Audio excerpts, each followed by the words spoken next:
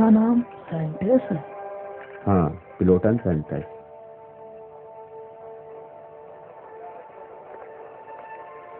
اچھا، تو یہ مکان پلوٹن سینٹس کا ہے۔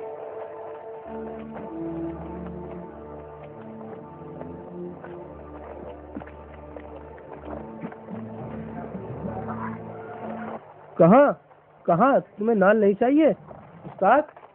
استاد تو گیا۔ ارے بھائی کیوں چل دیے؟ تمہیں نال نہیں چاہیے؟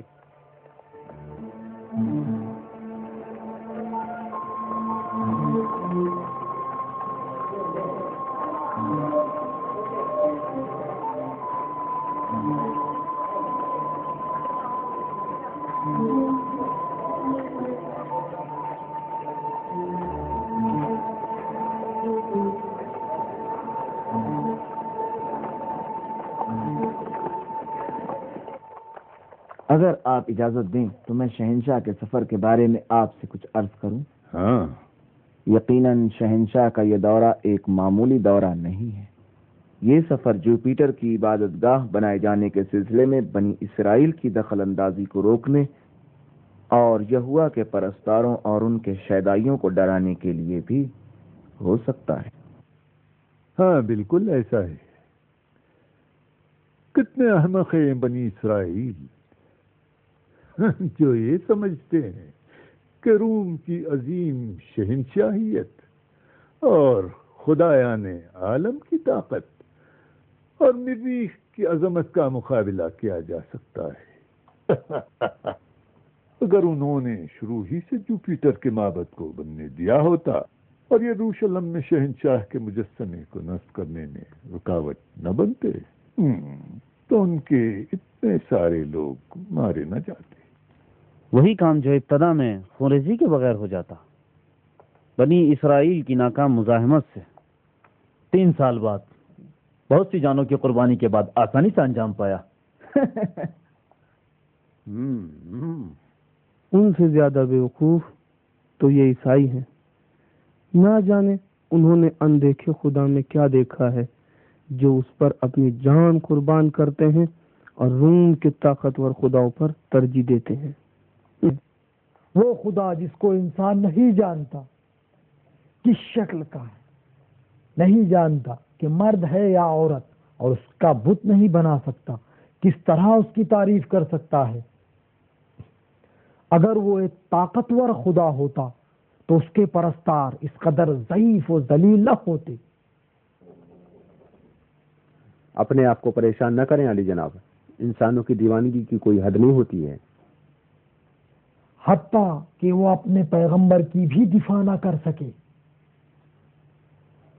کچھ یہودیوں نے اس کو صلیب پر چڑھا دیا۔ قادرے والا کے طاقتور بیٹے جناب اپولون کی شان و شوکت کو دیکھیے اور ان کے خدا کے بیٹے کی کمزوری اور لاچاری کو۔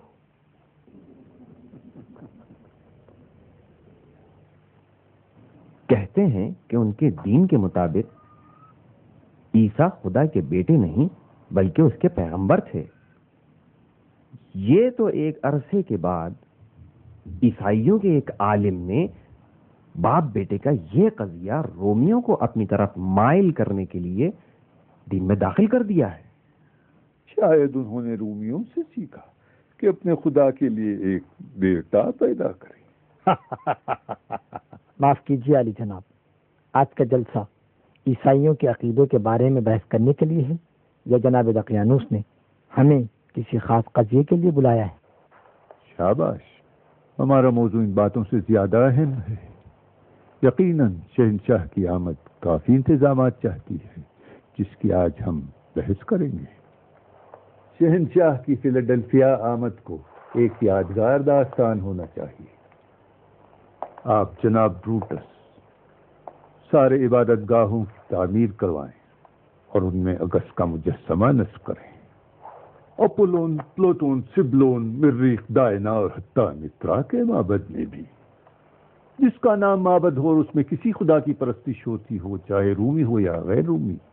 ہاں میرے عزیز جناب سودی لانو، شہر کے دروازے پر ہمارے دروازوں کے خدا جیانس کا ایک نیا مجسمہ نصب کرو۔ جناب مارٹینو، شعبہ مالیات کے سربراہ، میرے اور شہنشاہ کی پرانی دوستی پیش نظر کی شان کے مطابق ایک تحفہ تیار کرو۔ مالیات کو آج سے دگنا کر دو، ٹھیک ہے؟ کیسے علی جناب؟ اتنی مالیات مشکل سے وصول ہو پاتی ہے؟ جناب مارٹینو، نہ یہاں روم ہے اور نہ یہ لوگ انسان ہیں، بس ایک مٹھی بھر حیوان اگر ان کو نہیں دوہتے تو بچڑے کے حصے میں چلا جائے گا۔ لہذا اچھی طرح دوہو انہیں۔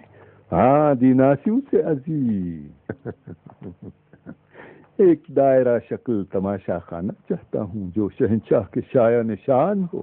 بہت سے بہادروں کو اکٹھا کرو، شیروں اور ریچھوں کے ساتھ وحشی درندے بھی ہوں، اور اسی طرح بھاری تعداد میں مسیحی بھی۔ یہ مسیحی کس لیے علی جناب؟ میں جانتا ہوں کہ تشدد تو حکیموں کے مزاج سے مناسبت نہیں۔ تعجب ہے تم اتنے کن ذہن نہ تھے جناب تلمی کا۔ اچھا میں تم سے پوچھتا ہوں، کیا صرف شیروں اور وحشی درندوں سے شہنشاہ کی تفریح کرائیں گے؟ تمہیں معلوم ہونا چاہیے کہ زمین فیلاڈلفیا سیراب ہونا چاہیے مسیحیوں کے خون سے۔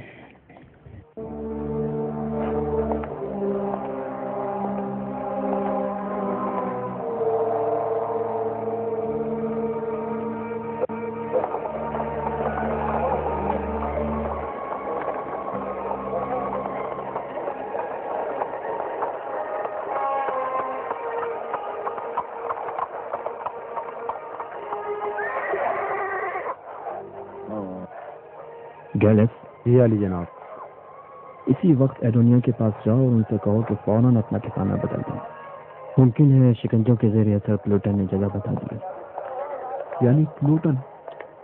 علی جناب، اگر اس نے بتا دیا ہوتا تو اب تک ادنیا گرفتار ہو چکا ہوتا۔ ہو سکتا ہے اسے ہمدم چھوڑ رکھا ہو تاکہ دوسروں کا پتہ لگا سکیں اور سارے موحدوں کو ایک ساتھ گرفتار کریں۔ تو کیا یہ احتیاط ضروری ہے علی جناب؟ دیکھو گیلے، اگر تم شیر کے ساتھ ایک پنجرے میں زندگی گزار رہے ہو تو جتنا عقل کہتی ہے اس سے زیادہ احتیاط ضروری ہے کہ نہیں؟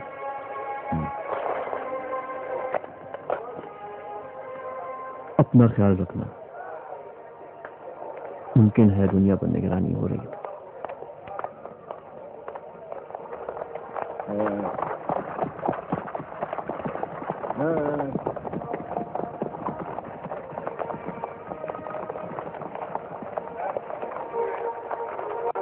شمول، میرے گھوڑے کا خیال رکھنا۔ جی حضور، جی۔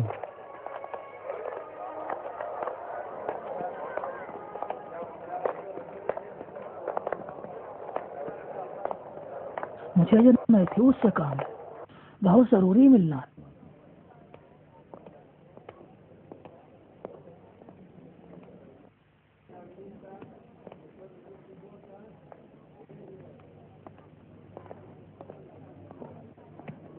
سلام عرض ہے جناب۔ تو بڑے خوش نظر آ رہے ہو۔ میں نے اس کا پیچھا کیا، پہلے اس نے عیسائی کے جلنے کی رسم میں شرکت کی۔ بہت اچھا۔